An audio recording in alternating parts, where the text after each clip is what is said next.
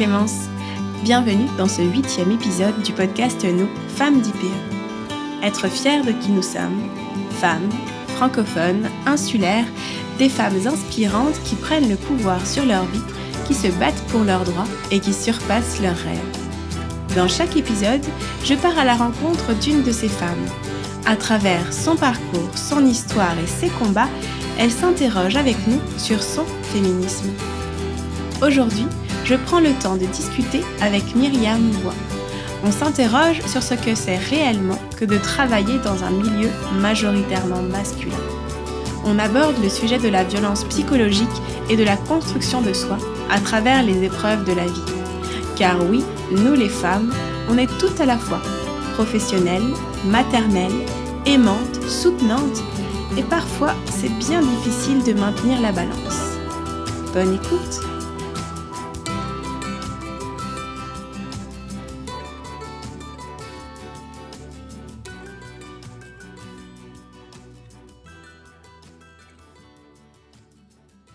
Bonjour Myriam. Bonjour, ça va? Je suis très contente de t'accueillir sur le podcast. On s'est déjà rencontrés une fois parce qu'on a fait aussi la retraite de femmes ensemble au mois de novembre. Oui. Donc, ça me fait plaisir de te revoir et puis de pouvoir échanger un petit peu sur certains sujets et savoir un peu plus sur toi. Donc, j'aimerais commencer par la première question qui est principalement une présentation. Qui tu es et comment tu es arrivée à être Myriam que tu es aujourd'hui? Premièrement, merci de m'avoir invitée. C'est une question qui est vraiment intéressante parce que j'étais un long moment durant ma vie que j'ai réalisé que je ne savais pas vraiment qui j'étais dans le fond. C'est comme je le savais, mais Myriam m'avait pas sorti. Elle n'avait pas sorti sa coquille. Mais qui je suis aujourd'hui? Écoute, je suis Myriam. Je suis une maman de 2. Je crois que j'ai eu des bonnes influences dans ma vie pour devenir qui je suis. Depuis mon parcours d'enfance, j'ai quand même pas eu une enfance si dure que ça. Il y en a qui ont pire que moi, mais j'ai quand même eu des défis je trouve, qui me définissent, mais aussi les actions et les gens qui m'entouraient m'ont emporté dans où ce que je suis aujourd'hui. Donc, c'est ça. Je suis une maman. Je travaille pour le gouvernement. J'ai commencé à m'impliquer dans les Jeux de l'Acadie il y a 5-6 ans. À peu près. C'est de quoi que j'adore, que je ne m'en attendais pas. Mais je suis une personne qui est quand même assez joyeuse. J'adore la vie. J'adore parler avec les gens. Malgré que je suis quand même assez introvertie / extravertie. Ça dépend avec qui que je suis. Ça dépend de mon entourage. Mais j'ai tout le temps été une personne que j'aime apprendre à connaître quelqu'un, jaser avec quelqu'un. C'est ça qui je suis, mais en même temps, je trouve que je peux retirer des affaires de eux aussi, de leur parcours, des conversations. Mais non, je suis une personne qui est quand même assez positive. Puis, c'est moi, c'est Myriam. J'aime ça. J'aime ce côté entre deux, tu sais, introverti, extraverti. C'est vrai que c'est quelque chose qu'on n'ose pas dire. Tu sais, des fois, quand on se définit, on dit « Ah, moi, je suis extraverti » ou « Moi, je suis introverti ». Puis, je pense que c'est assez régulier que les gens ils aient un peu ces deux côtés où des fois, tu as envie d'être seule, tu as envie d'être plus timide, plus d'écouter, puis des fois, tu as envie vraiment de partager. Ouais. Ça te parle? Ouais, beaucoup. C'est bien de pouvoir dire les deux. Et du coup, j'aimerais rebondir un petit peu sur ton enfance. Tu dis que tu as eu des défis. Tu veux bien nous en dire un peu plus? Ben, écoute, les défis, c'est vraiment un de mes plus gros défis que je peux me rappeler de mon enfance. C'était vraiment le divorce de mes parents. J'étais quand même assez jeune, j'avais 8-9 ans. Puis comme un enfant de cet âge-là, c'est très bouleversant d'avoir tes parents se séparer, se divorcer. Donc, vraiment, je trouve que mes défis ont commencé là, mais aussi à partir de là, c'est veux pas, j'adore mes parents, je les adore. Mais je crois dans leur temps, c'était pas vu aussi positivement qu'aujourd'hui, les séparations et les divorces. Donc, c'était quand même nouveau pour eux autres, c'est nouveau pour la famille, c'est nouveau pour nous autres. Mais ça n'a pas été fait de la manière la plus positive envers les enfants. Ah, OK. Oui, ils sont de la chicane entre les deux parents, puis les enfants dans le milieu, mais c'est comme de la chicane au travers des enfants. Jusqu'à un moment donné, quand j'ai fait je dirais 12-13 ans, là, je me disais, regarde, c'est assez, là. C'est assez, c'est pas correct parce que maman, moi, je t'aime, papa, moi, je t'aime. Mais tu étais un peu entre les deux, quoi. Oui, exactement. Et puis, à partir de là, écoute, ma mère, elle s'est fait un chum boyfriend, petite amie, tu sais. Elle s'est jamais remariée, mais elle était avec lui, mon demi-père, pendant 17 ans. OK. Donc, j'ai eu une enfance que j'ai eu, pardon mon anglicisme, des father figures. J'en ai eu 2, complètement différents. Mais c'est certain, mon père, c'est mon père, je l'adore. Il y a ses défauts, comme tout le monde aussi. Mais mon demi-père, c'est un homme qui... C'est surtout là, beaucoup de mes défis en enfant étaient vraiment... c'est un homme qui aimait. Il aimait beaucoup, beaucoup, tellement fort. Il enlèverait... Il serait complètement nu si que toi, t'es là, puis tu sais, t'es froid, t'as pas de linge. J'enlèverais complètement son linge de lui pour te le donner, que tu sois à la chaleur. Mais ça vient avec beaucoup de défauts aussi, où c'était très contrôlant. Pas seulement envers ma mère, mais envers moi. Mon frère, un peu aussi. Mais mon frère était un petit peu plus rébellion, lui. Okay. Et je pense que c'est à cause qu'il était un garçon aussi. Peut-être. Il y avait beaucoup d'affaires qui étaient plus laissées passer, mais je trouvais qu'ils étaient très durs sur moi parce que j'étais une fille. Ça m'a vraiment affectée. Ça m'a affectée quand même longtemps, même pas mal durant lorsque je suis devenue jeune adulte et tout. Je n'irai pas dans les spécifiques comme tel, mais il y a quand même eu beaucoup d'affaires qui se passaient dans cette enfance-là où ce que je me dis, OK, c'est quoi qui aurait arrivé si que lui aurait pas été dans le portrait?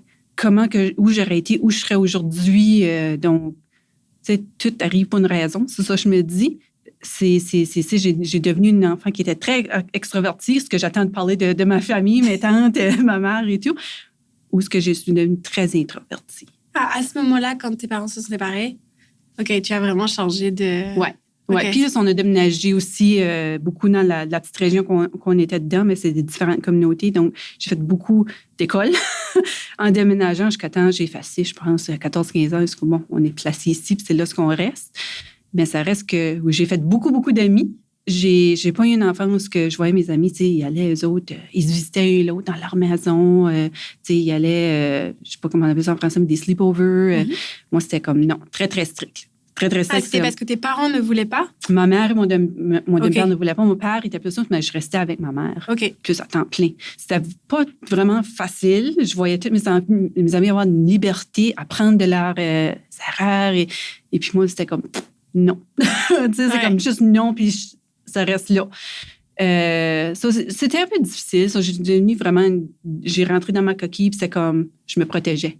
C'est vraiment ça que c'était. J'essaie de me protéger avec tout ce qui se passait. Je trouve que ça me fait une différente maman aujourd'hui parce que j'ai réalisé, OK, mais regarde, moi, je veux pas élever mes enfants comme ça. Je veux qu'ils aient une liberté. Je veux qu'ils apprennent de leurs erreurs, mais quand même, faut que j'essaie de garder la balance entre les deux aussi.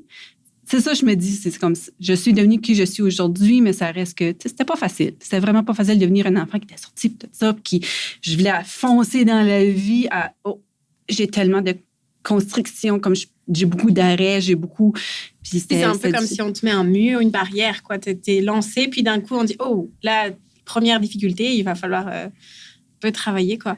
Et tu dirais que ça a marqué comment l'éducation que tu donnes à tes enfants maintenant? Cette épreuve-là? Je trouve que je suis devenue une maman qui est plus quand même assez ouverte. Je veux être un parent où je veux que mes enfants soient confortables de venir me parler, même dans des situations qui sont difficiles pour eux, sans jugement.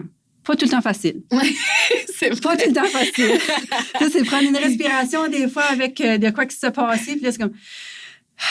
Là, tu dis, réagis pas, faut que tu sois... Pas facile, mais ça reste que ça m'a mis une meilleure maman en voulant dire que mes enfants ont une vie un petit peu plus ouverte, plus de liberté. Je les laisse apprendre de leurs erreurs parce que, dans la réalité, je peux dire non, tu vas aller à cette party-là avec tes amis, il va y avoir de la boisson, non. Si tu me dis non, mais je sais une fois arrivé là, c'est hors de mon contrôle. Ouais. Donc, j'essaie d'enseigner à mes enfants, surtout ma fille qui est plus vieille, c'est au moins si tu vas faire de quoi, tu vas faire des erreurs. Je veux t'en faire des erreurs. Faut t'apprendre de ça.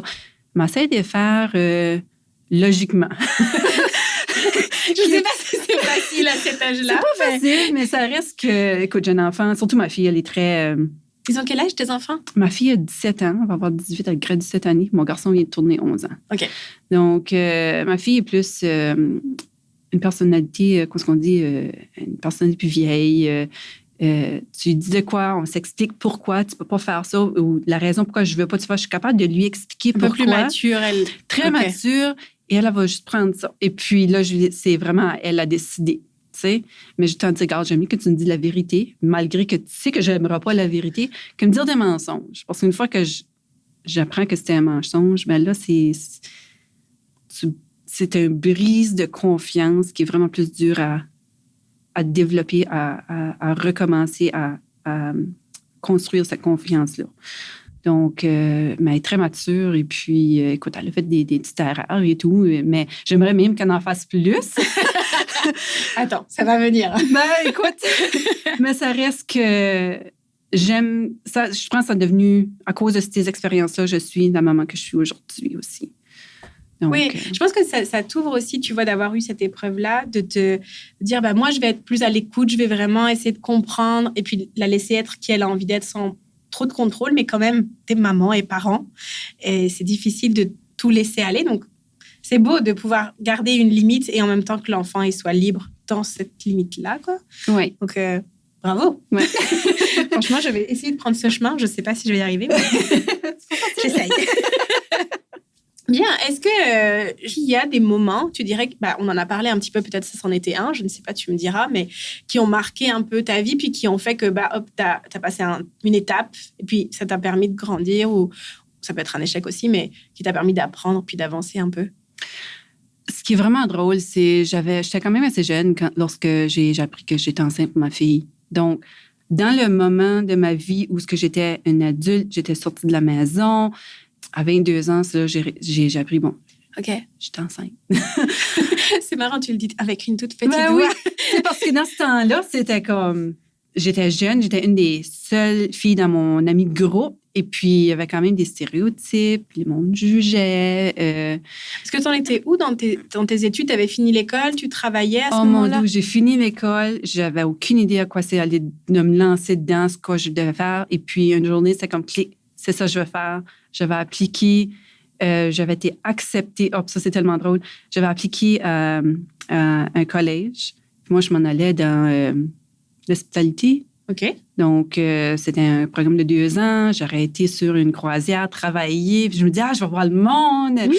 Tu sais, tout le monde s'ouvrait. Je commençais tranquillement à reprendre la confiance dans moi. Et que je me dis, je suis capable de faire ça. Et puis, oups, t'es enceinte. OK. Oh, ouch. Ah, t'avais pas commencé encore le... Je n'avais pas encore commencé. Et la journée que j'ai eu l'appel disant que j'étais acceptée, c'est la journée que j'ai appris que j'étais enceinte. Non! J'étais au téléphone puis je pleurais. Je peux pas. Elle dit, ben là, tu sais. Je disais, non, je viens d'apprendre que j'étais enceinte puis je pleurais. Puis elle dit, ben là, c'est correct. On a des problèmes. Je dis, non, je ne réalise pas les journées que je vais commencer à étudier. C'est dans cette semaine-là que je suis due. C'est fou, hein? Que dans ma tête, que j'avais fait le calcul et puis j'étais vraiment bonne à calculer ça parce que c'était dans ces jours-là. Donc, ça, c'était vraiment comme un choc. Sans aucun doute que sinon, je vais prendre les responsabilités. Écoute, c'est pas de la faute de cet enfant-là. Plus les jugements qui ont venu avec ça, c'est que le garçon que je voyais dans le temps, ça faisait vraiment pas beaucoup longtemps qu'on se voyait. Okay. Ça, c'était vraiment, vraiment dur. Mais je trouve que ça m'a, honnêtement, comme tout arrive pour une raison, je me dis, si ça n'aurait pas arrivé, j'aurais pas nécessairement été pris le bon chemin. OK. Je pense que j'ai réalisé que je commençais tranquillement à vraiment à ouvrir le monde avec moi. Je dis, yes, je fonce, tout va bien, mais je pense un petit peu trop fort. OK. Ouais, c'est l'âge aussi, hein. T'es jeune. Oui. Donc, ça m'a plus remporté sur la terre. Ah oui? Et puis, mais ça reste que je suis devenue maman monoparentale assez jeune. Parce que le papa n'a pas voulu du tout... Oui, ça, c'est une autre histoire, mais c'est comme... OK, oui. Moi, il était jeune aussi, j'imagine. Oui. Puis, donc, écoute, j'ai pris les responsabilités. Je suis très contente que j'ai eu de la famille. J'avais un bon support familial pour ça, parce que je sais pas j'aurais pu le faire, honnêtement, seule. Ça a vraiment changé mes valeurs. Ça a changé où est-ce que je voulais m'en aller dans ma vie, mais j'ai redevenu, c'est comme, là, c'est quoi je fais? Oui, ça t'a remis en question, mais du coup, ça t'a pas aidé à trouver le chemin. Tu t'es dit, OK, c'est peut-être pas là où je dois aller, mais où je vais maintenant, quoi. Enfin... Exactement. Donc, je suis devenue un mode de survie pour un certain montant d'années parce que c'est quand même un événement qui est bouleversant, assez, mais je changerais rien, là. Je changerais rien. Je changerais absolument rien. Mais je crois que c'est vraiment ça qui m'a... comme un genre de clic, là, à un moment donné, sans le réaliser dans le temps. Aujourd'hui, je Et le avec réalise. le recul. Exactement. Aujourd'hui, je le réalise, mais dans le temps, je ne le réalisais pas. Et puis, non, je ne changerais vraiment rien. Puis, ça a vraiment changé mes valeurs. Tu sais, tu as un enfant, tu as quelqu'un d'autre à prendre soin d'eux, quelqu'un qui a de besoin pour survivre. Ouais. Donc, ça change. On se met de côté au complet pour un certain montant de temps. Puis là, c'est OK.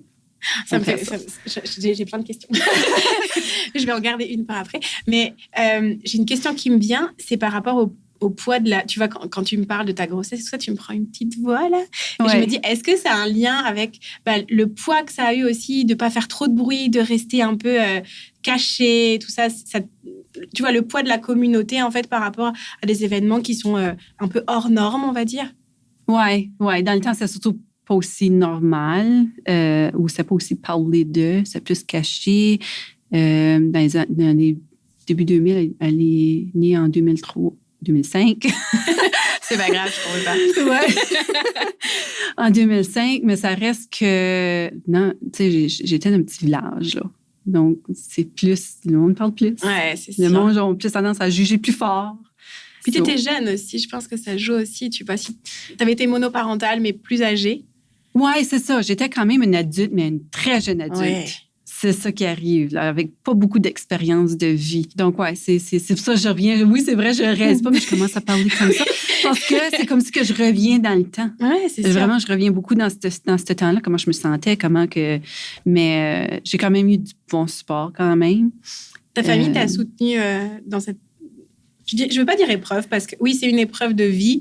C'est quand même beau. C'était un moment à passer, quoi. Ouais. Puis ça t'a donné ta fille. Donc, ouais. ta famille t'a soutenue dans ce moment-là? Oui. Ma mère, c'est certain que... Je me rappelle quand j'ai parti de la maison pour... je déménageais de ma ville à Moncton pour aller étudier, mais je me suis dit, je vais déménager un petit peu en avance pour prendre la place, à connaître la place. Puis, ma mère était genre choquée d'une manière, malgré que je ne vivais plus à la maison dans le temps. Je ne sais pas si, comme mère, c'est comme elle voyait ça comme un abandon, ou c'est... Okay. Mais moi, c'est comme, non, écoute, je veux faire ça par moi-même. Mais en cause que j'étais un enfant qui était reconnu à part beaucoup de confiance, je crois qu'elle avait peur pour moi, que je n'allais pas le faire aussi. Puis, mais je me rappelle une réponse, elle m'a dit, mais viens, Marie, je veux pas que tu m'arrives avec une bédaine.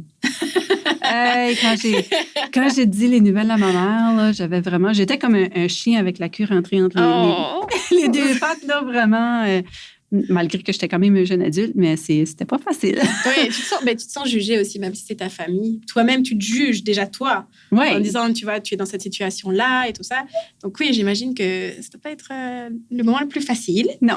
Mais si le retour est bon, déjà, c'est plutôt bien. Ben, écoute, elle était surprise, sous le choc. Elle a passé, puis ma mère est une personne très émotionnelle, donc elle a passé vraiment à travers tous les émotionnels très ouverts. Mais c'est certain, une fois qu'elle s'est mise dans l'idée que je vais être ma mère, je vais être ma mère, ça a changé. Ouais. C'est sûr. Et la deuxième question qui me vient, c'est justement comment tu as géré l'arrivée de ta fille et puis le début de ta carrière professionnelle, parce que en fait, tu étais dans le moment où tu te dis, OK, je sais plus ce que j'ai envie de faire, mais je dois quand même gagner un peu d'argent parce que, justement, je dois subvenir aux besoins de ma fille. Comment ça s'est passé, ce moment-là? J'appellerais pas ma carrière professionnelle après j'ai eu mon fille. C'est pas vraiment professionnel, mais ça dépend tout de la perspective des autres. Mais c'est certain avoir mes rêves et tout ce que j'avais pensé de faire et de devenir, c'était tout mis de côté complet. Mais il fallait quand même que je travaille, il fallait que j'apporte. Donc, c'est certain que je suis très reconnaissante. Ma mère nous a repris dans la maison familiale jusqu'à temps que je puisse me remettre sur mes pieds. Puis moi, dans le temps, avant ça, j'étais serveuse. Les heures de serveuse ne fonctionnaient plus avec un bébé. Ça a été très difficile, essayer de trouver une job, d'autres choses. Mais j'ai travaillé chez Superstore. Comme j'ai commencé là, temps partiel. Des fois, je faisais des heures de temps plein, mais c'était vraiment pas stable comme job. Mais une chance, j'avais quand même ma mère qui était là.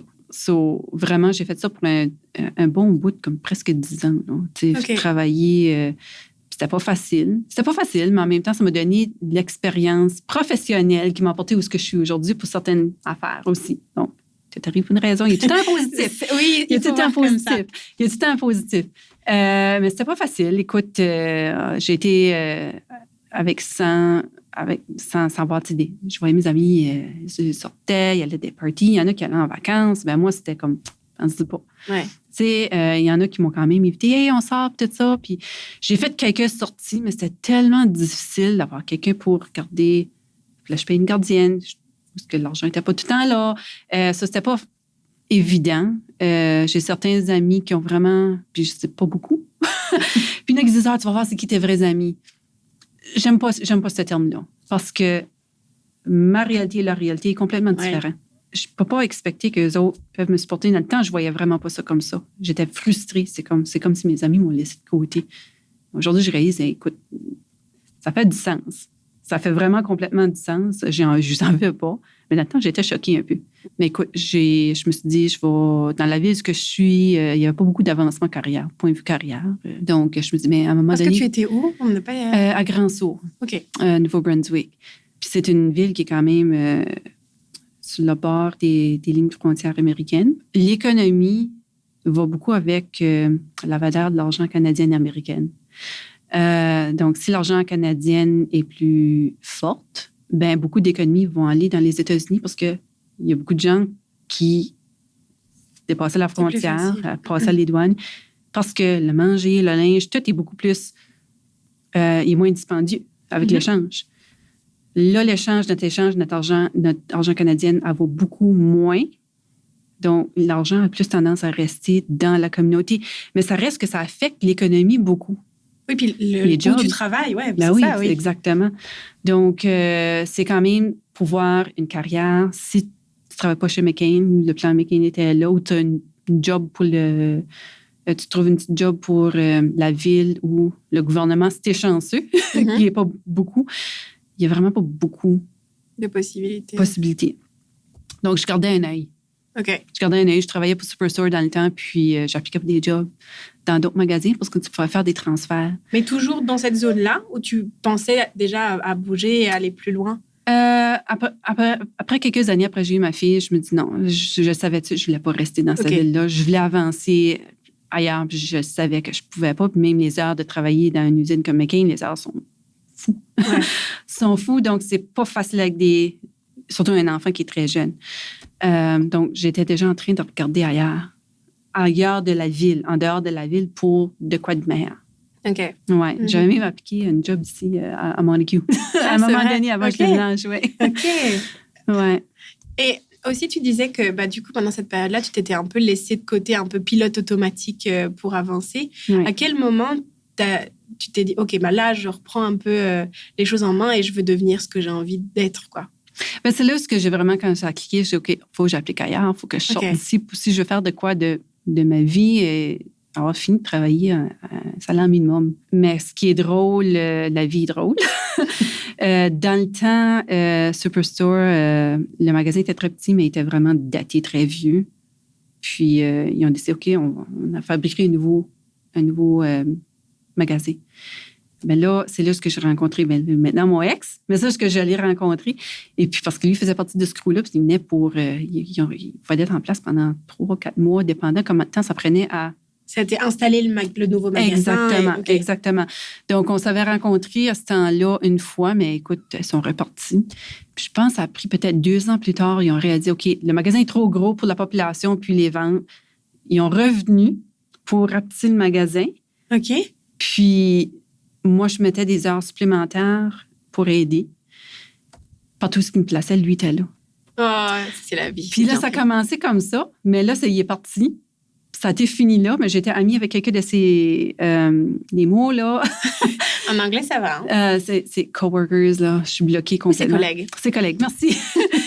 Mais j'ai resté amie avec eux autres. Et puis une journée, je me dis, il y a ce Facebook. On va rajouter ça, on se connaît. Puis ça a juste commencé comme là. Mais lui, il vient d'ici, de Charlottetown. OK. Donc, ça a comme évolué une relation qu'on se fait à distance. Puis à un moment donné, OK, là c'est long, c'est plate. Puis je dis, regarde, moi, je vais prendre ma chance. C'est à ce moment-là où toi, tu t'es dit, OK, là, c'est un signe, il faut... Oui. Puis là, une fois arrivée ici, j'ai été comme quand même un peu mode survie. Mais c'est là que j'ai commencé à enfin décrocher pour une carrière plus professionnelle. Je dis pas que ceux qui travaillent dans ces magasins-là sont pas professionnels, mais ça reste que n'importe qui peut le faire. C'est une question aussi de ce que toi, tu as envie pour toi. C'est ça, il y a des gens qui ne savent pas très bien d'avoir cette carrière-là, puis d'avoir plus de temps peut-être pour leurs enfants, etc. Et toi, tu sentais que c'était pas là où était ta place. Ben, c'est ça. Puis c'est pas une carrière qui est quand même assez stable non plus, parce que tu dois avec l'économie. Oui, c'est tu ça. dois avec l'économie. C'est là ce que j'ai vraiment décroché. Puis j'ai pris une job dans un centre de distribution de produits marins. OK, donc ici, dans la région de Charlottetown. Oui, puis moi, j'ai passé l'entrevue, puis j'étais certaine que j'appliquais pour une job de secrétaire, de quoi. Je me dis, ben écoute, ça paye plus. Je ne savais pas pourquoi tu postulais. Moi, mes connaissances, même pour l'entrevue, ça allait vers secrétaire, comme administratif, répondre au téléphone, prendre des commandes. Puis je me dis, ben ça paye plus que ce que je fais là, puis c'est 40 heures, puis c'est stable. Mais quand j'ai rentré là, j'ai commencé à faire ça, mais tout à coup, oups, on m'a mis dans les ventes. Oups, on va te mettre ici. Puis c'est là ce que j'ai vraiment commencé à plus développer professionnellement. J'ai pris beaucoup d'expérience à travers de ça aussi, mais j'ai rentré vraiment dans un monde qui était surtout masculin, comme vraiment très masculin. J'ai travaillé fort, j'ai fait tout ce que je pouvais pas apprendre à propos des produits, ce que je vendais. Parce que tu peux pas vendre si tu connais pas le produit. Tu sais, ils m'ont envoyé pour prendre des cours aux États-Unis. Ouais, c'est ça. Wow. Ça, je me suis dit, OK, ben je vaux de quoi, là, tu sais. Ta confiance, j'imagine que là, elle... Oui, c'est ma confiance. Ça commençait vraiment, là, à monter, là. Comme Mimi qui avait 10 ans passés, là, bye-bye, là, je veux plus te voir. Je veux plus te voir, là. Je commençais vraiment à m'enligner en quelque part. Vraiment m'enligner en quelque part. Puis, jamais à ça, honnêtement, j'avais les meilleurs clients au monde aussi. J'avais vraiment les meilleurs clients au monde. En parlant des féministes, là, tu sais, c'est comme... Il y a beaucoup qui a rapport avec ça aussi. Ben, si tu veux, on peut en parler. Hein, si tu as envie d'en parler maintenant, c'était pour un peu plus tard, mais ça suit très bien. Ça suit. C'est comme le déclic. C'est le déclic, c'est là ce que ça a vraiment décliqué. Mais j'ai tout le temps eu un genre de féministe depuis que je suis petite fille. Mon père était tout le temps comme moi. Je voulais tout le temps d'être à travers de ça. Mais j'avais des cousins. Mes cousines sont trop vieilles ou trop jeunes. Donc, j'avais surtout les cousins qui sont de mon âge. J'étais tout le temps entourée de petits gars. Et puis, mon père est carpentier. Il peut bâtir une maison à partir de la fondation. Il peut la finir au complet. Donc, souvent, il y a là des jobs, surtout dans les fins de semaine, mais il nous emportait. Il nous disait, OK, papa, t'as besoin des briques, on va t'apporter les briques. Tu sais, on était ses petits helpers. Ouais. Il m'a tout le temps encouragée, il m'a jamais arrêté. Donc, t'as pas eu ce sentiment de ne pas être à ta place sur un chantier ou peut-être au travail? Non. Puis, lui, c'était comme, OK. Il y avait vraiment aucun, mais j'ai tout le temps eu ça aussi. Mais ça, j'ai eu un bloc avec mon demi-père, parce que lui, mais là, c'est une affaire de gars. Ah oui, c'est fou, hein? Non, on ne te laisse pas faire ça parce que c'est une fille. Ah, là, je venais tellement choquée, là, c'est comme... Et comment tu réagissais justement quand il te disait ça? Oh, ça me frustrait tellement, là. Ça me frustrait tellement parce que comme, juste parce que je suis une fille, ça ne veut pas dire que je ne suis pas capable de le faire. Ou juste parce que je suis une fille, puis tu penses qu'il va y avoir comme 5 gars-là qui veulent tous me sauter, là. Tu sais, c'est comme... c'est un peu réducteur, mais... Oui, exactement. C'était vraiment... il y avait vraiment ces gros positifs, là, mais ouf. Mais aussi, c'est intéressant, tu vois, que d'un côté, ton beau-père te dise, voilà, t'es une fille, donc tu dois faire des choses de fille, entre guillemets. Ouais. Puis que de l'autre côté, ton père te soutienne même pas, c'était juste normal que tu fasses des choses comme tous les autres. Oui. Je pense que d'avoir eu ces deux points de vue-là, j'imagine que ça t'a aussi aidé à dire, je peux faire ce que je veux. Si les deux te disaient, non, en fait, tu dois rester dans ta petite case de fille et pas faire, et avoir des jolies robes et pas te salir et tout ça, ça aurait changé, non? Enfin, en fait, finalement, c'est une chance de pouvoir se rendre compte que c'était pas quelque chose de normal, entre guillemets, et puis d'un côté, d'avoir ton papa qui te soutienne vraiment. Ouais. Enfin, en fait, ça construit un peu ton identité. Oui, exactement. Donc, quand j'ai commencé à travailler dans les produits de distribution marine, comme écoute, on m'a envoyé aux États-Unis, à Baltimore, c'était comme une semaine. J'avais quelques collègues avec moi. Puis, c'était vraiment on rencontrait tous nos fournisseurs, mais ils nous éduquaient aussi sur des produits, les nouveaux produits, comment ça fonctionne. C'était comme ça qu'on apprenait les systèmes pour être capable de les vendre. Ou les produits, les pièces imaginables, la peinture. Ils vendaient tout pour bâtir un bateau. On était tous des centres de distribution à travers de l'Amérique du Nord qui allaient là. Ah, juste à ce moment-là. Oui. Et puis, je dirais, on était au moins entre 150 et 200 personnes qui allaient là. Je pourrais compter sur un de mes combien qu'il y avait de femmes. OK. Donc, on pouvait me voir facilement dans... C'est la fille là. Exactement. Mais les autres femmes qu'il y avait là, c'était des femmes qui venaient de nos distributeurs.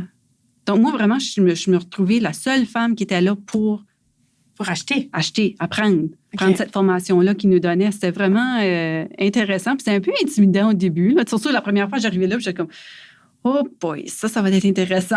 Mais t'as ressenti quelque chose par rapport au fait d'être une femme parmi tous ces hommes ou de te dire « Ah ben là, j'ai fait quelque chose de gros, je suis trop bien d'être là, je suis contente d'être là. » Ben c'est plus ça. J'avais un sentiment mixte un peu au début parce que là, c'est là que j'ai vraiment réalisé que c'est vraiment un domaine qui est très majoritairement masculin. C'est là que j'ai vraiment vu. Mais en même temps, je me suis dit, hey, je suis capable de le faire. Je me fais partie, tu sais, comme je peux y montrer. Puis écoute, c'était tellement drôle. Là. Il y avait des hommes, ils voulaient tous dire des blagues entre hommes. Là, ben là, on devrait pas parce que... Il y a Myriam. Myriam est là. Puis mes collègues, ils ont elle est capable de le prendre, là, tu sais. Donc, moi, c'est comment, non, c'est de quoi à dire, dis-le. Écoute, que veux-tu? Ça y est, qu'est-ce qu'il y en a. Mais ce que je trouve drôle, c'est que je pense qu'il y a beaucoup trop de femmes qui vont être offensées par certaines remarques, des hommes qui s'offensent un petit peu trop, je trouve. Je crois que c'est parce que j'étais alentour de là. Puis je me dis, ben OK, oui, il y a des affaires qu'il ne faut vraiment pas dire, là. Mais il y a une différence entre dire une petite blague, mais dire la blague et la croire, vouloir agir comme la blague. C'est ça, je trouve, qui est vraiment la différence. C'est savoir c'est quoi au moins reconnaître. Est-ce que c'est vraiment une blague ou est-ce que tu es vraiment... C'est difficile. Très difficile. Souvent, tu as toujours quand même un petit fond de vérité, tu sais, sur certaines blagues. Enfin, je sais que j'ai travaillé aussi beaucoup dans un univers masculin. Ouais. Et au début, j'acceptais beaucoup plus les blagues un peu sexistes où je me dis, bah oui, c'est une blague et puis c'est OK, tu vois. Et puis plus j'ai grandi, plus je me suis rendu compte qu'il y avait quand même quelque chose d'assez profond, tu vois, dans comment tu reconnais la femme, la place de la femme en règle générale. C'est parce que tu as le truc de dire, non, mais Myriam, elle n'est pas comme ça. Tu sais, Myriam, c'est une fille, mais c'est pas pareil parce qu'elle, elle comprend, etc. Mais par contre, les femmes en règle générale, bah, là, on les met dans des cases. Tu vois, je sais pas si tu vois ce que je veux dire. Exactement. Tu vois, on va dire, mais les filles, elles sont comme ça, mais toi, non. Toi, ça va parce que je te connais. Et tu vois, il y a un peu une méconnaissance aussi de pas connaître les filles parce que tu es toujours dans un contexte masculin. Et du coup, de dire, bah, si tu connaissais toutes les filles, ce qui n'est pas possible, mais si tu pouvais généraliser, bah, ce ne serait pas forcément ce que tu as en tête. C'est tellement drôle parce que même au bureau, je travaillais, un des gars, on avait un calendrier avec des femmes en bikini. Ça me rappelle tellement. Puis, je me rappelle, les femmes dans l'office, souvent, ils faisaient des petites remarques. De quoi ils disaient, faut que je change de Madame Juillet à Madame Juillet. Hein? Mais là, moi, ce que j'ai trouvé drôle, c'est en arrivant de Baltimore, on était à l'aéroport de Toronto. Et puis, les firefighters de l'aéroport de Toronto sont en train de faire des levées de fonds. Je ne me rappelle pas c'était pourquoi. C'est pas une bonne cause, mais ils ont fait un calendrier. Tu sais, sont toutes à moitié habillés. Oui. Mais moi, je me suis dit, ben, je vais supporter la cause, puis j'en ai acheté un pour $20. Puis là, ben, certains de mes collègues disent, mais là, tu sais, que tu fais là, puis je peux pas croire. Puis j'ai fait exprès, je l'ai emporté, puis je l'ai mis à mon bureau. Je l'ai accroché que tout le monde peut voir. Puis les remarques que les hommes disaient, je ne pouvais pas croire que tu étais une femme comme ça. Puis tout ça, je dis, ben écoute, il n'y a rien de différent que ce que lui a là. Si lui est capable d'avoir ça, ben moi, je suis capable d'avoir ça. C'est ça! C'est exactement. Donc, j'ai tellement comme... Je trouve que c'est plus comme d'apprendre que, hey, écoute, là, tu peux faire des jokes comme tu voudras, mais moi, je suis capable. Là. Ouais, je vais te retourner voir comment ça file. Oui. C'est tellement drôle. Là, ça. Je faisais beaucoup de petites affaires comme ça, des petites blagues comme ça, juste pour piquer aux hommes. Mais c'est vrai. En fait, c'est exactement ça. C'est d'arriver à retourner la situation puis de leur montrer, bah, toi, tu trouves que c'est stupide que moi, je le fasse, mais toi, tu peux le faire. Donc, remets-toi aussi un peu en question. Ça, c'est intéressant parce que plutôt que de leur dire, bah non, ce que tu dis, c'est bête, ça n'a pas de sens, bah, tu le remets un peu dans la figure. Bah, tiens, regarde, ce que tu dis, si je le retourne, ça marche aussi bien ou pas? Ouais, c'est assez intéressant. Et je suis d'accord avec toi. Il y a plein de fois où tu fais des blagues, tu les tournes d'une autre façon. Et tu dis, non, mais non, dis pas ça se fait pas. Bah, tu viens de dire pareil. Exactement. Ça, c'est vraiment, ils apprennent une leçon. D'apprendre une leçon, mais sans d'être une personne insultante. C'est plus de dire, regarde, je vais le retourner vers toi et puis là, je vais voir c'est quoi ta réaction et comment tu te sens. Et eux, tu dirais qu'ils ont évolué aussi un peu dans leur mentalité de travailler avec toi? Je dirais que oui, parce que c'était pas juste eux. C'est comme si j'ai dû me prouver que j'étais capable de faire ça. Je trouve que comme une femme, j'ai dû me prouver. Même à mes clients. J'avais un client, puis lui, il était assez vieux pour être mon père. Puis je répondais au téléphone, il disait ce qu'il avait besoin. Il accrochait, mais il appelait quelqu'un d'autre, un autre des gars. Puis je me rappelle une fois, j'avais eu un appel. Je disais, OK, c'est ça, tu as besoin. Il dit, garde, je te questionne pas. Là. Puis il était vraiment ouvert. Et moi, je te questionne pas, mais je veux juste lui parler. Je dis, il est vraiment occupé tout de suite, mais je peux t'aider. Puis j'ai dit ce qu'il voulait, mais il dit, garde, je pourrais-tu lui parler? Je dis, c'est correct. Je l'ai mis en attente, j'ai été voir. Puis j'ai expliqué à mon collègue, c'est ça qu'il y en est. Il attend une minute. Mais là, c'est là que je me suis sentie fière. Il a pris le téléphone, puis il dit, oui. Puis c'est Myriam qui t'a dit que c'est ta pièce-là tu avais besoin. Il dit, oui. Ben, Myriam, elle connaît bien son affaire, puis elle t'a donné la bonne pièce. On dirait dans moi, j'étais comme... Ouais. Tu sais, j'ai enfin eu sa confiance, non seulement du client, mais d'avoir mon collègue aussi, me supporter comme ça, qui n'a pas été facile, mais voir que j'étais capable d'avoir sa confiance aussi, pour avoir son respect de retour. Sais, moi, je trouve que je fais souvent ce parallèle où je dis, quand tu arrives dans un milieu d'hommes, l'homme qui arrive, qui est nouveau, il est déjà au 100%. Tout le monde a confiance déjà. Puis après, il peut perdre la confiance, tu vois. Par contre, la fille qui arrive dans le milieu d'hommes, elle a 0, puis elle doit gagner la confiance, tu vois. Ouais. Donc, tu as toujours ce travail de dire, il faut que je prouve. Donc là, c'est exactement ce que tu dis. Quand ton collègue t'a dit, OK, t'as donné sa confiance, là, tu dis, OK, j'ai réussi. Mais ça veut dire que toi, t'as travaillé pendant longtemps pour arriver là. Alors que si tu avais été un garçon, il n'y aurait pas eu cette question. Ouais. Et je trouve que c'est ça aussi qu'on oublie, c'est que la fille qui est bien dans son job, dans un milieu masculin, elle a tellement travaillé pour qu'on reconnaisse son travail. Et c'est frustrant aussi. Ouais, beaucoup. Beaucoup. Même moi, c'est bête, mais quand il y avait un garçon qui arrivait dans le bureau, je me disais, lui, il sait mieux que moi. Tu vois, même s'il était tout nouveau. Et si c'était une fille, j'avais plutôt envie de la protéger et puis de lui expliquer des choses. Oui. Tu vois? Alors que je suis assez féministe et pourtant, je me dis, c'est fou comme les stéréotypes, en fait, que tu as, ils te font faire l'une ou l'autre chose, alors que c'est juste des compétences. C'est subconsciemment, on le fait sans réaliser. C'est ça qui arrive parce que c'est comme si que c'est ça qu'on était appris. Mais je trouve que ça évolue tranquillement. Oui, j'espère. Tant mieux. Oui. Je trouve que, surtout dans les dernières générations, la mentalité va changer beaucoup. Toi, tu vois une évolution dans ton travail? Est-ce qu'il y a plus de filles? Oh mon Dieu, oui, maintenant, oui. Parce que oui. Là, maintenant, je travaille avec surtout des femmes. C'est un dynamisme qui est différent. Puis là, tu sais, je vois d'autres choses qui sont différentes aussi. Un bon exemple, que les hommes ont tendance à se supporter beaucoup entre hommes. Mm-hmm. Les femmes, pas nécessairement. Les femmes ont tendance ils vont juger plus fort. Ils vont être plus...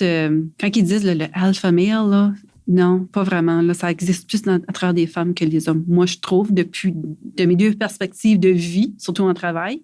Donc, ça, c'est plus difficile. C'est pas tout le temps facile. Puis c'est comment changer ça. Comment changer cette mentalité-là. Puis même, je le vois, ça arrive très jeune entre les filles. Ouais. Très jeune. Mais tu sais, c'est exactement ça quand tu dis qu'on a besoin de gagner la confiance. Un peu gagner la confiance, le mot, il est juste là. T'as besoin un peu d'écraser les autres pour montrer que t'es mieux. Oui. Tu vois? Alors que, comme on dit, les garçons, ils arrivent un peu tous au même niveau. Donc, t'as moins ce besoin, à part si t'es très ambitieux et que, c'est ton caractère. Mais c'est pas un besoin naturel de survie de dire, j'ai besoin de prouver, tu vois? Oui. Parce que t'as déjà Je pense c'est aussi lié à ça, c'est que la compétition qui est mise en place par la société de dire la femme, elle mérite pas sa place, donc elle doit prouver que sa place, elle est là pour quelque chose. Tu es dans une espèce de compétition permanente qui est très malsain. Hein. Je me dis, si on se soutenait entre femmes, ce serait... Ah, mon Dieu. On serait certainement président et on aurait tous les postes à haut grade. Hein. Mais non, les hommes ont bien fait les choses. Hein. Ouais. La société est bien organisée pour que non, faut pas qu'on fasse trop de bruit, quoi. Ouais, beaucoup. Puis même entre femmes, beaucoup. Ouais. Puis je m'en aperçois surtout maintenant, travailler où ce que je travaille avec majoritairement des femmes, c'est intéressant. Tu sens une différence? Parce que toi, ça fait combien de temps que tu es dans ce job-là? Je travaille depuis la fin 2016. OK. Ouais. Donc, ça fait 7 ans, quoi, 6-7 ans. À peu près, oui, exactement. Et tu vois une différence déjà entre juste 6-7 ans, entre le début où tu arrivais, tu étais un peu plus seule, et puis aujourd'hui? Oui. C'est fou. Oui. Puis ça, je crois, ça dépend tout de l'office, parce que j'ai changé d'office quelques fois, la mentalité et c'est qui est en tête aussi. Ah c'est oui. qui. Ça, j'ai remarqué ça. J'ai travaillé juste il y a 1 an et demi passé, là, je travaillais dans un office, là, puis wow. Ça, c'est l'office des rêves à tout le monde. Vraiment, là, j'ai pleuré quand que j'ai accepté le poste que je suis là. Oh. Ouais, c'est comme... Puis la seule raison pourquoi j'ai accepté ce poste-là, c'est parce que j'avais plus d'opportunités d'avancement. OK. Donc, vraiment, je ne faisais pas parce que je voulais m'en aller, c'est parce que mon Tu voyais la suite. Oui, exactement. Puis j'ai vraiment pleuré, là. C'est parce que j'adorais mes collègues. On était vraiment... on se supportait tout un et l'autre. Il y en a qui est malade, il y en a qui ne peut pas. Oui, pas de problème, je vais prendre ta charge en attendant. C'était vraiment un sport où c'est pas comme, OK, ben je vais prendre ta charge, là, mais j'espère que toi, tu vas pouvoir faire ça pour moi plus tard. Non, c'est, écoute, je vais le prendre, inquiète-toi pas. Il n'y a pas de, ben là, si tu fais ça, il n'y a pas de mais. Je vais le prendre, mais. Non, il y avait beaucoup ce sport-là, mais c'est parce que nos supérieurs, nos boss, on avait vraiment cette mentalité-là. C'était vraiment des leaders. Les deux, là, étaient vraiment des leaders. C'est des filles ou des garçons? Un homme et une femme. OK. Ah, intéressant. C'est intéressant. Oui, c'est vraiment des leaders, puis ils se mettaient vraiment à ton niveau. Pas dire que nous autres, on est plus bas, mais ça reste qu'on était pareil, égal. Oui. Donc, mais je pense que c'est vraiment ça, l'important, c'est d'avoir... Tu vois, je trouve que la hiérarchie est importante dans le sens que tu respectes ton boss et il t'apporte des choses, etc. Ouais. Mais finalement, dans le travail, c'est assez horizontal. C'est-à-dire que chaque personne a un travail particulier. C'est pas celui qui a le moins bon salaire qui est moins important. Tu vois ce que je veux dire? Ouais. Et du moment où ton boss comprend que c'est horizontal, puis que si tu enlèves une personne de cette ligne-là, bah, ça marche plus et qu'il faut que ça tourne quand même, bah, c'est là où tu dis, OK, ça fonctionne, je pense. C'est pareil, comme ça devrait fonctionner comme ça aussi dans les relations personnelles. Hein? C'est vraiment, il faut que ça soit à l'horizontale où on se respecte mutuellement, mais c'est pareil, où ce que qui tombe malade, mais là, ça devient plus 50-50. Là. Quelqu'un qui dit que une relation est 50-50, là, non. Des fois, c'est 80-20. Des fois, c'est 60-40. Ça dépend de tout ce qui se passe dans la vie, mais tu es capable de le faire parce que tu le veux, parce que tu respectes cette personne-là et tu l'aimes. Ah, c'est intéressant. Donc, c'est vraiment... Mais vraiment, ce bureau-là était vraiment un rêve. Puis, tu sais, quand que ton boss rentre, puis « Hey, comment ça va aujourd'hui? » Tu sais quoi je peux sincère, faire? Vraiment. Oui, c'est très sincère. Tu comprends, c'est pas parce qu'il faut qu'il le dise, c'est à cause que les ressources humaines ils ont dit de dire ça. Là. C'est vraiment sincère, puis c'est comme, hey, qu'est-ce que je peux faire aujourd'hui pour t'aider? Ou, hein? C'est ça. J'ai jamais eu ça avant, là. C'est comme, c'est tellement pas normal, mais en tout cas. Mais c'est intéressant. Et je pense aussi qu'il y a peut-être le fait que les managers veulent prendre la charge de travail des employés. Tu vas en dire, je sais mieux faire parce que je suis le chef, etc. Et du coup, ils pensent en tout cas qu'ils ont une charge de travail tellement grande qu'ils n'ont pas la place justement de dire, tiens, qu'est-ce que je peux faire pour toi aujourd'hui? Comment je peux t'aider? Puis de prendre le temps de discuter de tes problèmes, d'analyser. Et je trouve qu'un bon manager, c'est justement celui qui arrive à déléguer tout le travail et qui finalement, sa charge de travail le matin, il ne la connaît pas. Tu vois, il l'adaptera en fonction des personnes qui sont là, puis de dire, tiens, lui, il est malade, OK, je vais prendre son travail, puis pour pas que l'équipe soit en charge, tu vois. Ouais.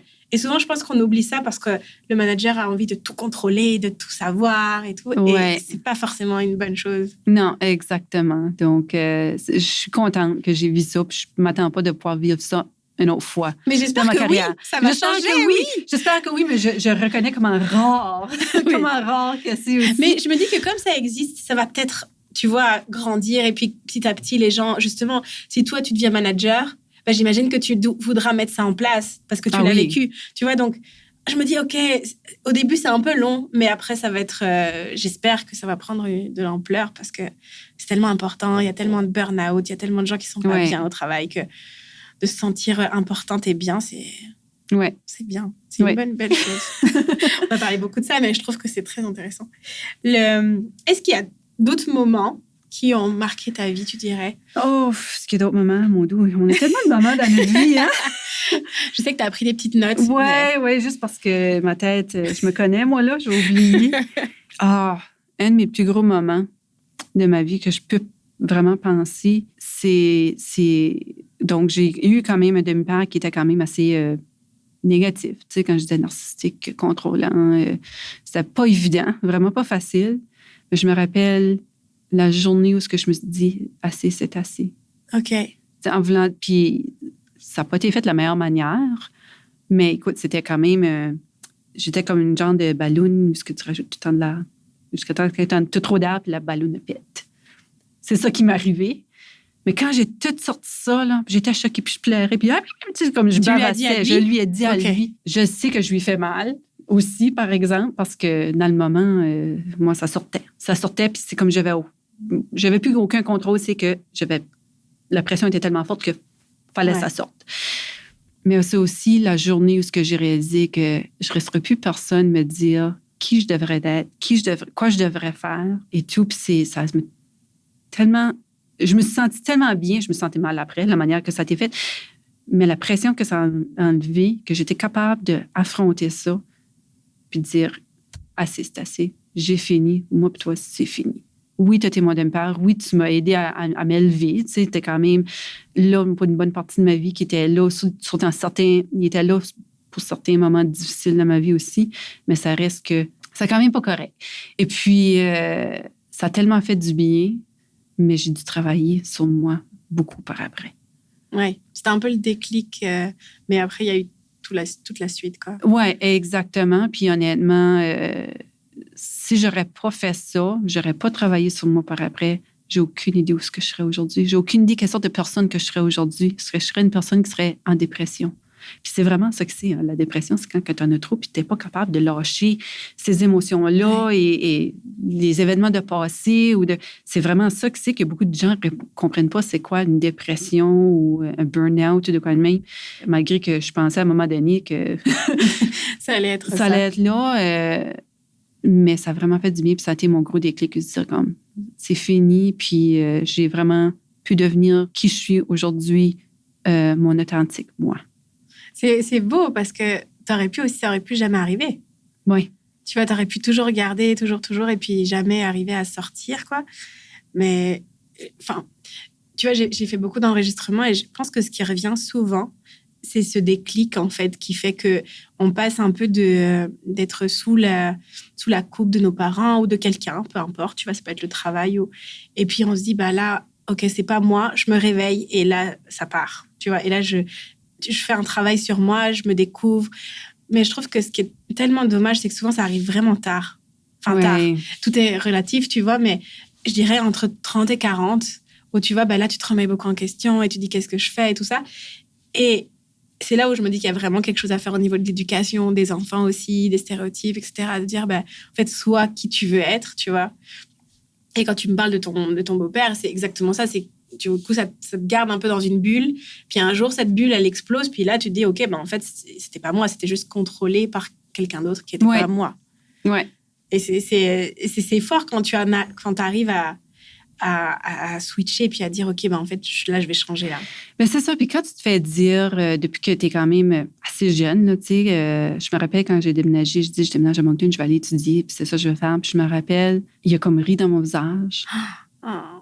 Puis dans ce temps-là, je ne restais même pas à la maison. Mais tu sais, quand j'ai dit ça, que c'est ça que j'allais faire, il rit dans mon visage, puis il a dit tu vas penser meilleur que tout le monde à ça. Là, que tu sors, tu vas te penser meilleur que tout le monde.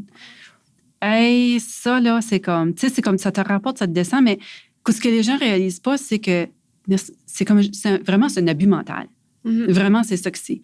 Puis, je me dis tout le temps, je pense que l'abus mental est pire qu'un abus physique. Parce qu'un abus physique, ton corps va quand même... tu sais, tu as une plaque bleue, mais ça s'en va parce que ton corps va se guérir.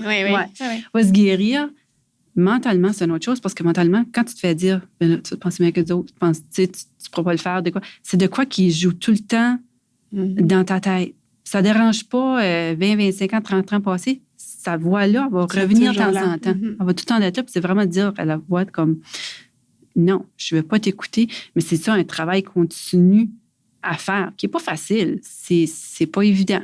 C'est pas évident de passer à travers de quoi comme ça, puis reprendre confiance, puis dire, hey, t'es pas correct. T'es mais t'as bien fait. T'as eu la force de dire, OK, bah là, non. Puis de reconnaître aussi ça.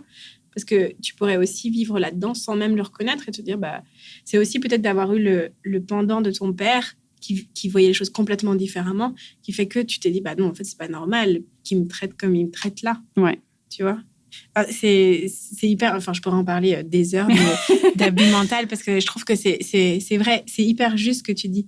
Tu guéris pas, en fait. T'as toujours le petit truc dans la tête qui tourne et puis qui te dit, bah en fait, t'es pas assez bien. Puis le pire, c'est que c'est caché, qu'il y a personne qui peut voir. Mm-hmm. Oui, il n'y a pas de coup. Il n'y a pas de... Non, exactement. Puis comme, tu sais, j'en parle, puis les gens qui vont peut-être écouter ça, peut-être je vais avoir de la famille à un moment donné qui va l'écouter aussi. Puis j'ai plein de familles, j'ai plein d'amis qui sont même pas au courant de ça. J'ai une amie, je me rappelle, je me confiais beaucoup dedans. Je suis très reconnaissante pour elle. Mais pourtant, ça fait vraiment partie de toi. Bien, ça fait partie de moi. Puis, c'est pas juste ça, c'est que c'est ça qui arrive avec des femmes aussi qui sont abusées. Ils vont aller chercher de l'aide entre amis, famille.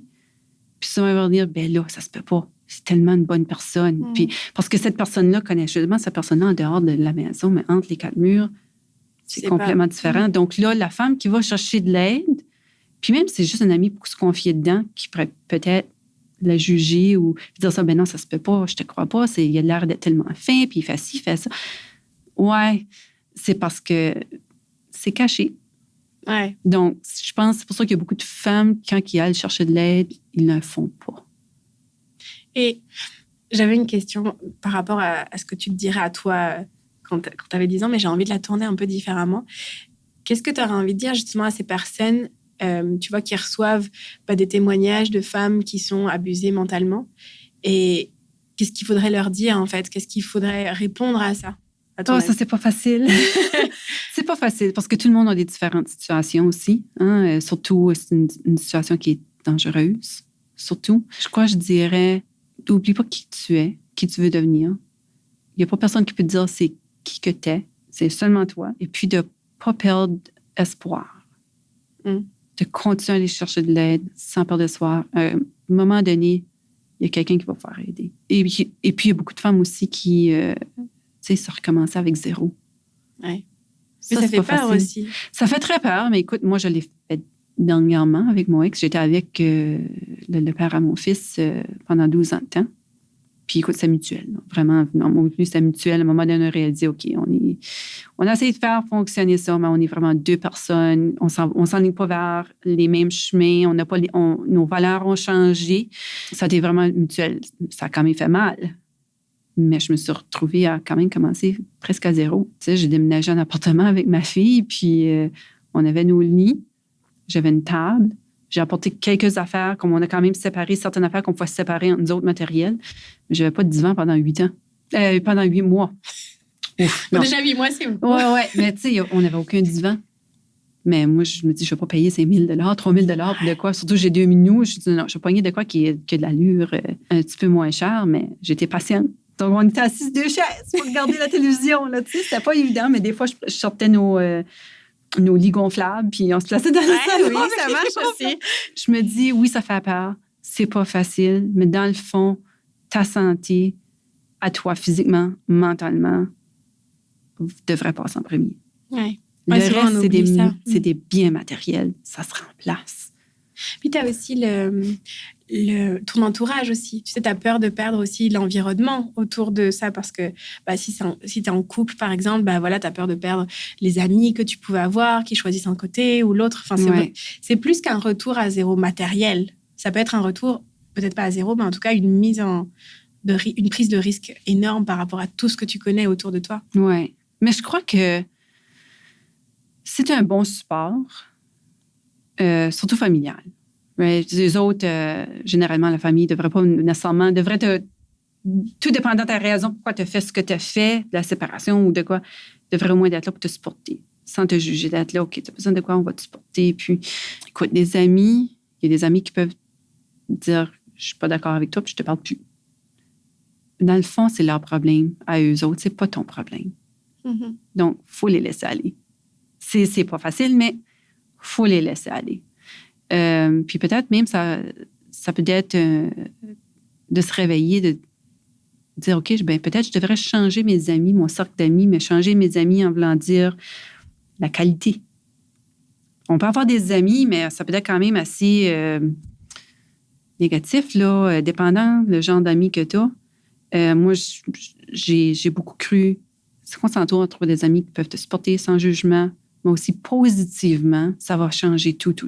D'être à travers d'un cercle d'amis qui est surtout négatif. Tu sais, quand tu connais quelqu'un, puis il chiale tout le temps. Ouais. Tu peux avoir un ami. Oui, il juge aussi beaucoup. Oui, puis c'est juste ça, t'attends, c'est lourd, puis c'est pas tout le temps amusant.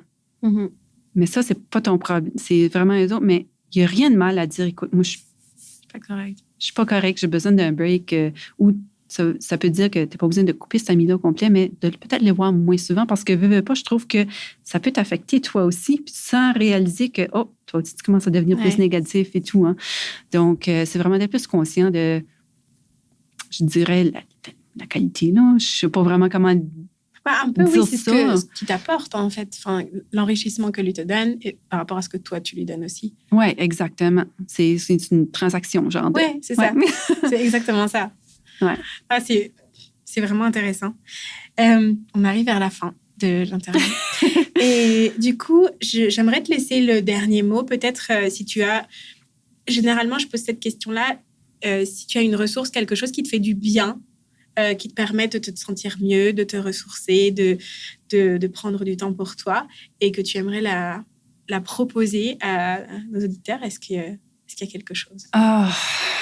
Mais j'adore Action Femmes. Depuis que j'y ai été la première fois, là, j'ai rentré là vraiment pas savoir que je me rentrais dedans. Puis j'ai presque même pas venu. Mais ça a été une fin de semaine quand même assez lourde. Ça m'a pris une couple de semaines à vraiment m'en remettre parce que c'était c'était vraiment de quoi.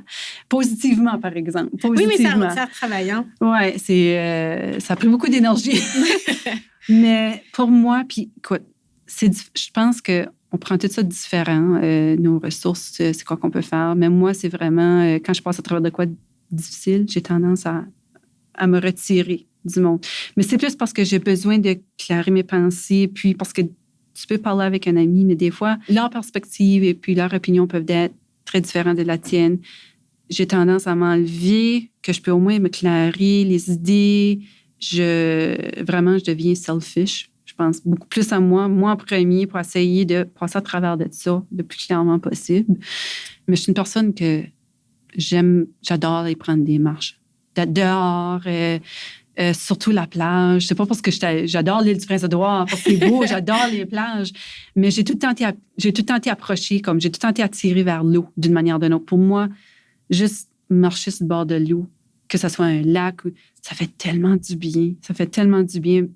La plage, c'est encore meilleur. L'air salé, je trouve l'air salé, ça a un effet de cleansing, genre de, là. Sur moi, c'est vraiment ça. Ça me claire juste les idées. Puis, je pense vraiment pas grand-chose. C'est juste comme... Des fois, ça fait du bien à juste penser absolument rien. Comme femme, c'est pas facile. Oui, c'est vraiment pas facile, mais d'être dans le moment comme tel. Je pense que c'est ça. Pour moi, c'est ça qui m'enrichit et tout. Puis... mais j'ai des bons amis aussi. Ça aussi, ça aide. Merci mille fois. C'était vraiment hyper intéressant. Et puis, certainement, à la prochaine fois, chez Action Femmes.